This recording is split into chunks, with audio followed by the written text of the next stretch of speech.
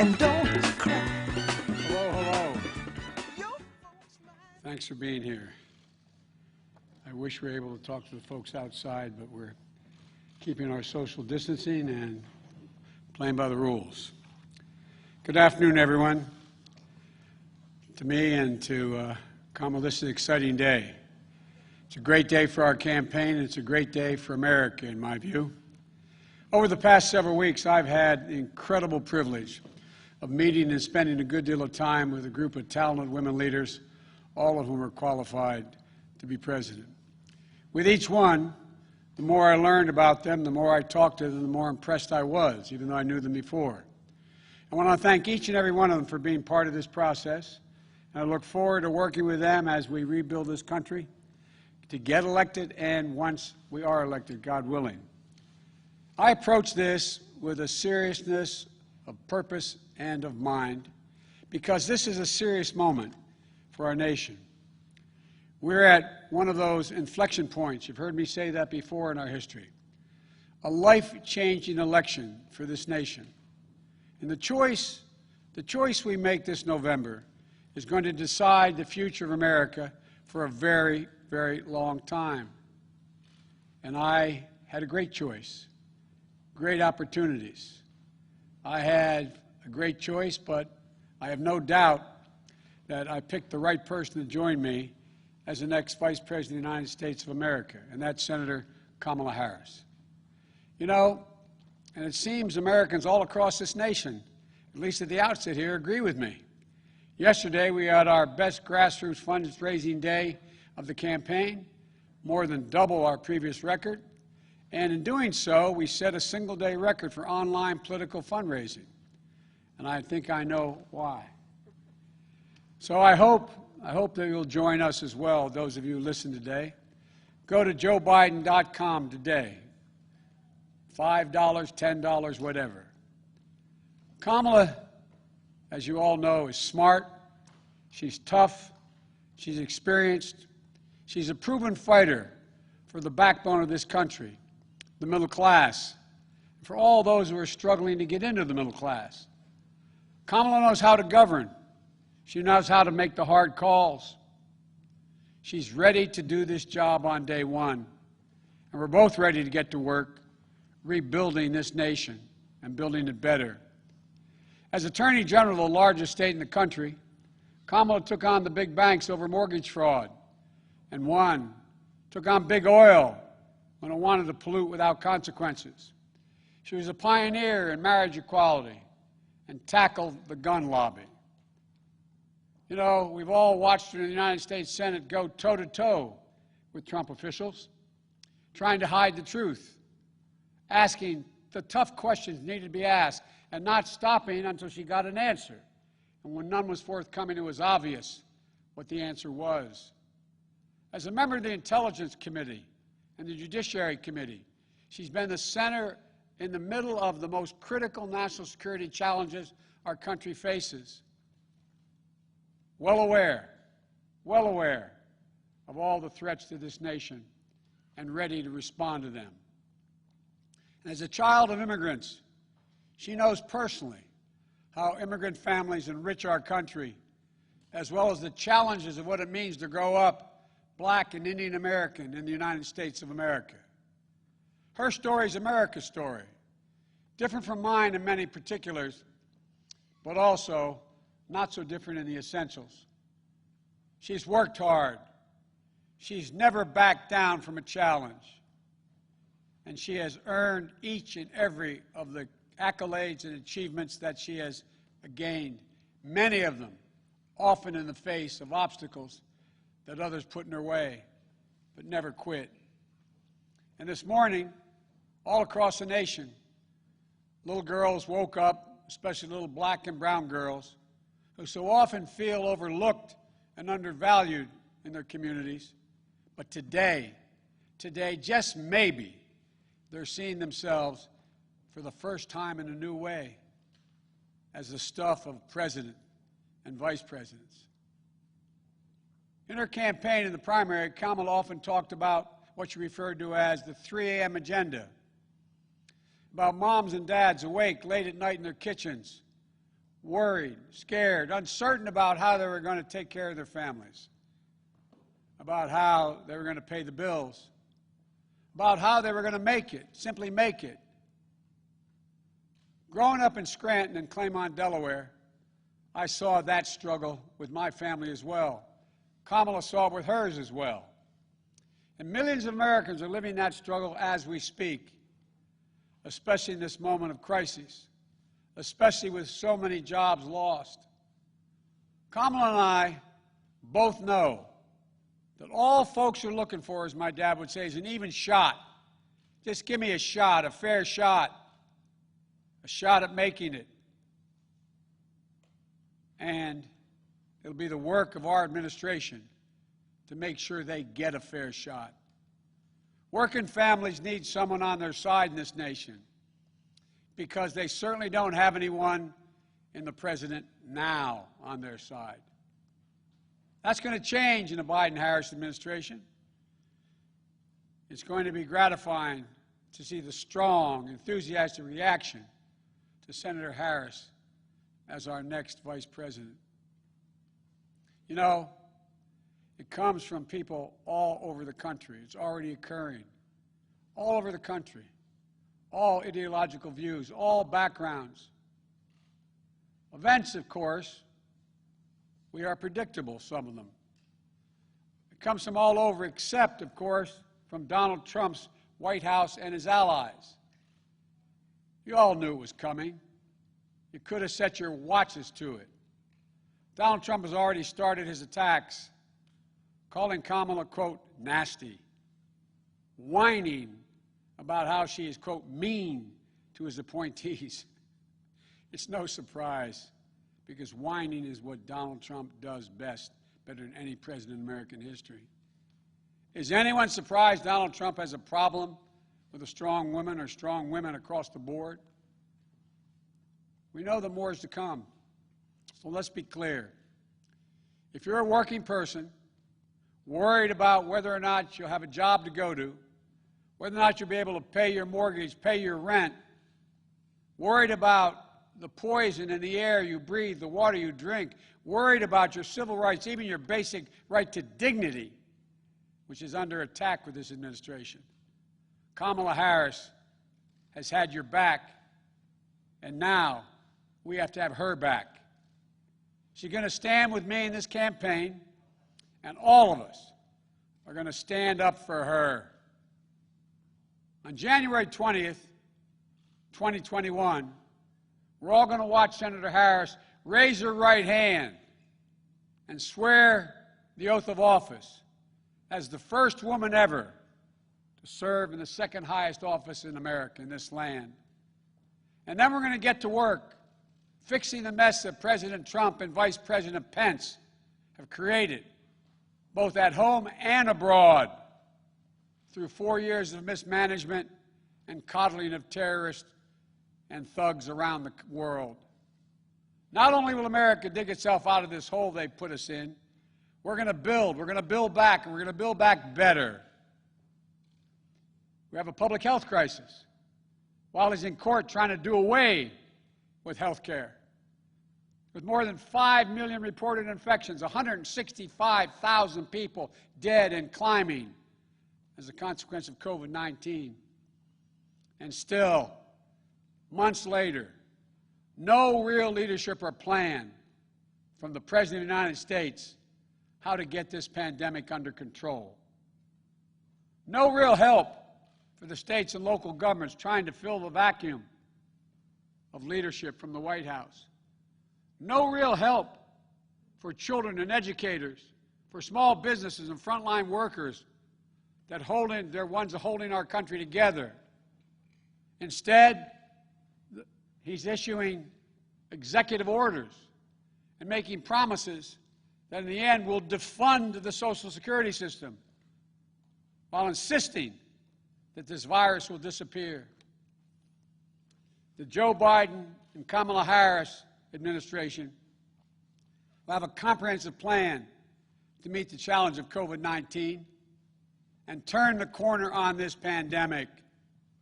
Masking, clear science-based guidance, dramatically scaling up testing, getting states and local governments the resources they need to open the schools and businesses safely.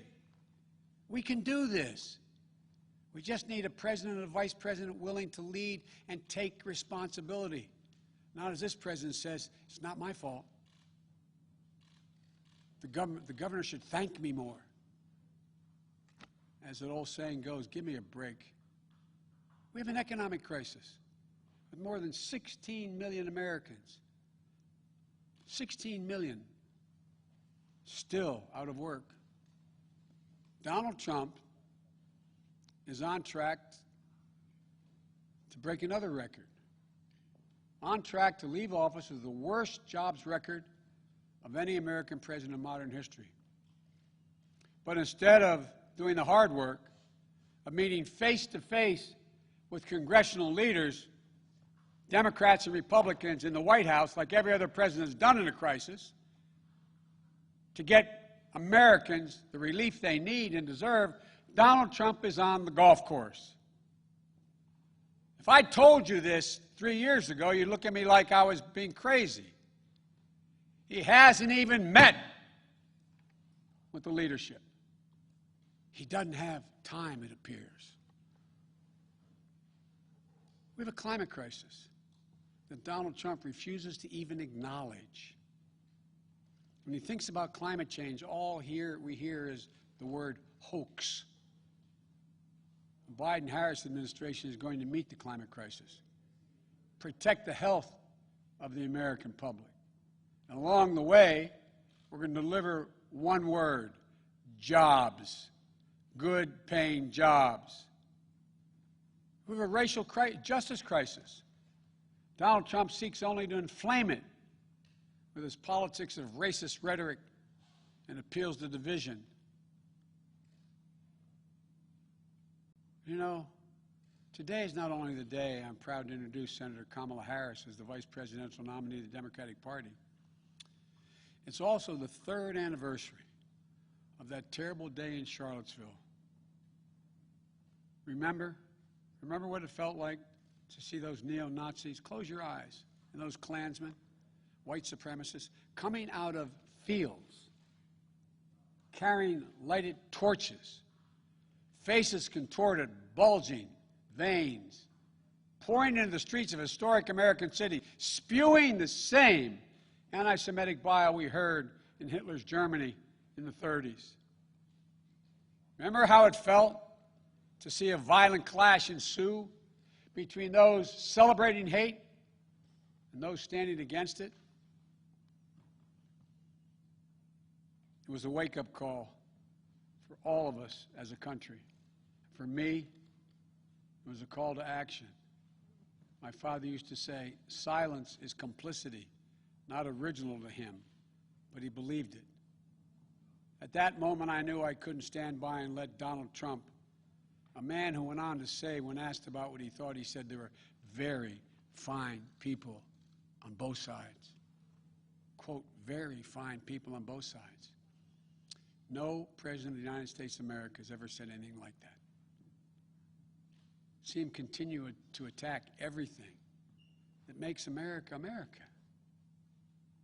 I knew we were in the battle for the soul of the nation. That's when I decided to run. And I'm proud now to have Senator Harris at my side in that battle because she shares it with the same intensity I do.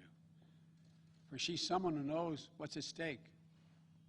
The question is, for all Americans to answer, who are we as a nation? What do we stand for? And most importantly, what do we want to be? You know, someone who knows that the future of this country is limited only by the barriers we place on our own imaginations, because there's nothing Americans cannot achieve when we put our minds to it, when we do it together. One of the reasons I chose Kamala is because we both believe that we can define America simply in one word: possibilities. Possibilities. Let me say it again. Possibilities. That's America. That's what sets this nation apart is that everyone, the ability for everyone, and we mean everyone, to go as far and dream as big as hard work and their God-given ability will take them. When I agreed to serve as President Obama's running mate, he asked me a number of questions, as I've asked Kamala. But the most important was, he said to me, he asked me what I wanted, most importantly. I told him I wanted to be the last person in the room before he made important decisions. That's what I asked Kamala. I asked Kamala to be the last voice in the room, to always tell me the truth, which she will. Challenge my assumptions if she disagrees. Ask the hard questions. Because that's the way we make the best decisions for the American people. I got a chance to spend some time at my home today with Kamala and Doug. And I want to thank them, and I thank them publicly for agreeing to join and take this journey with Jill and me. Doug, you're going to have to learn what it means to be a barrier breaker yourself in this job you're about to take on. America's first, second gentleman. And although they're not with us here today, I want to thank Ella and Cole as well. I had a chance to speak to Doug's mom and dad and to Ella and Cole. And we're going to get our kids together to let them know what's coming. My grandchildren are about the age of their children. I got to speak to them. My campaign has always been a family affair, every campaign I've run. So I've got some news for you. You're all honorary Bidens. And here's the best part. Kamala, you've been an honorary Biden for quite some time. You know, I came first to know who Kamala was through our son, Beau Biden. They were friends. They served as attorneys general at the same time. They took on the same big fights together. Kamala in California, Beau here in Delaware. Big fights that helped change the entire country. I know how much Beau respected Kamala and her work, and that mattered a lot to me, to be honest with you, as I made this decision. So now, we need to get to work, pulling this nation out of these crises we find ourselves in, getting our economy back on track, uniting this nation, and yes, winning the battle for the soul of America. My fellow Americans, now let me introduce to you, for the first time, your next Vice President of the United States, Kamala Harris. Kamala, the floor is yours. What do you want? Here you go. Thank you, Joe. Thank you. Thank you, Joe. As I said, Joe, when you called me, I am incredibly honored by this responsibility, and I'm ready to get to work. I am ready to get to work. After the most competitive primary in history, the country received a resounding message that Joe was the person to lead us forward. And Joe, I'm so proud to stand with you. And I do so mindful of all the heroic and ambitious women before me, whose sacrifice, determination, and resilience makes my presence here today even possible. This is a moment of real consequence for America. Everything we care about, our economy, our health, our children, the kind of country we live in, it's all on the line. We're reeling from the worst public health crisis in a century. The president's mismanagement of the pandemic has plunged us into the worst economic crisis since the Great Depression. And we're experiencing a moral reckoning with racism and systemic injustice that has brought a new coalition of conscience to the streets of our country, demanding change.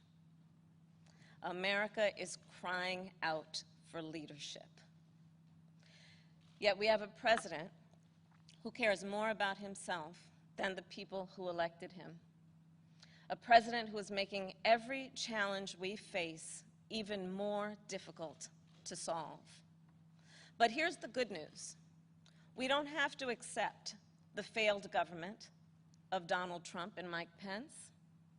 In just 83 days, we have a chance to choose a better future for our country. So, Joe, Dr. Biden, thank you for the trust you've placed in me. Jill, I know you will be an incredible First Lady. And my husband Doug and I are so grateful to become a part of your extended family. And ever since I received Joe's call, I've been thinking, yes, about the first Biden that I really came to know, and that, of course, is Joe's beloved son, one of his beloved sons, Beau. In the midst of the Great Recession, Beau and I spoke on the phone practically every day, sometimes multiple times a day, working together to win back billions of dollars for homeowners from the big banks of the nation that were foreclosing on people's homes. And let me just tell you about Beau Biden. I learned quickly that Beau was the kind of guy who inspired people to be a better version of themselves. He really was the best of us. And when I would ask him, where'd you get that? Where did this come from? He'd always talk about his dad. And I will tell you, the love that they shared was incredible to watch. It was the most beautiful display of the love between a father and a son. And Beau talked about how Joe would spend 4 hours every day riding the rails back and forth from Wilmington to Washington so he could make breakfast for his kids in the morning and make it home in time to tuck them in bed each night. All of this so 2 little boys who had just lost their mom and their sister in a tragic accident would know that the world was still turning. And that's how I came to know Joe. He's someone whose first response when things get tough is never to think about himself, but to care for everyone else. He's someone who never asks, why is this happening to me? And instead asks, what can I do to make life better for you? His empathy, his compassion, his sense of duty to care for others is why I am so proud to be on this ticket. And Joe and I, yes, we are cut from the same cloth. Family is everything to me, too. And I cannot wait for America to get to know my husband, Doug, and our amazing kids, Cole and Ella. Because whether I'm cheering in the bleachers at a swim meet, or setting up a college room dorm, or helping my goddaughter prepare for her school debate, or building Legos with my godson, or hugging my 2 baby nieces, or cooking dinner, Sunday dinner, my family means everything to me. And I've had a lot of titles over my career, and certainly Vice President will be great, but Mamala will always be the one that means the most. And you know, my mother and father, they came from opposite sides of the world to arrive in America, one from India and the other from Jamaica, in search of a world-class education. But what brought them together was the civil rights movement of the 1960s. And that's how they met, as students in the streets of Oakland, marching and shouting for this thing called justice, in a struggle that continues today. And I was part of it. My parents would bring me to protests strapped tightly in my stroller. and my mother, Shamala, raised my sister Maya and me to believe that it was up to us and every generation of Americans to keep on marching. She'd tell us, don't sit around and complain about things, do something. So I did something. I devoted my life to making real the words carved in the United States Supreme Court, equal justice under law. And 30 years ago, I stood before a judge for the first time, breathed deep, and uttered the phrase that would truly guide my career and the rest of my career. Kamala Harris for the people. The people, that's who I represented as district attorney, fighting on behalf of victims who needed help. The people, that's who I fought for as California's Attorney General, when I took on transnational criminal organizations who traffic in guns and drugs and human beings. And it's the people who I have fought for as a United States Senator, where I've worked every day to hold Trump officials accountable